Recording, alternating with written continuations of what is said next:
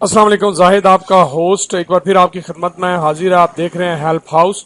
दोस्तों, आज की इस वीडियो में मैं किसी दोस्त के सवाल का जवाब दूंगा कि क्या छुट्टी पे अगर हम आए हों तो पीछे से कफील या कंपनी जो है वो हरूब लगा सकती है।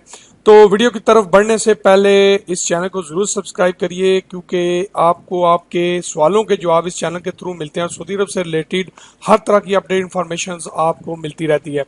तो दोस्तों, एक दोस्त का सवाल है कि सऊदी अरब से छुट्टी आया था, 3 माह बाद कफील ने कंपनी बंद कर दी और इकामा पर जो है वो हरूब लग गया।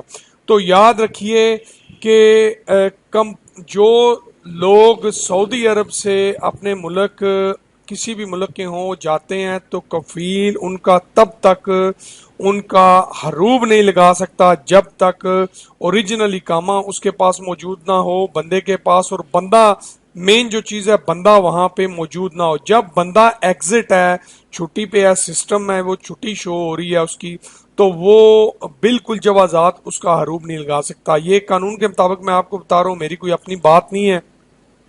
बंदे का और इकामे का होना हरूब के लिए वहां पे जरूरी है, इसके बगैर हरूब नहीं लगता। ठीक है जी।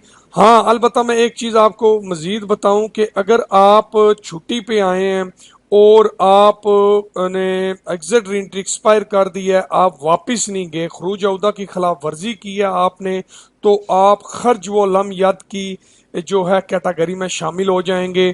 उस सूरत में अगर जो है इकामा कफील आपका कैंसिल करवाना चाहे तो वो करवा सकता है।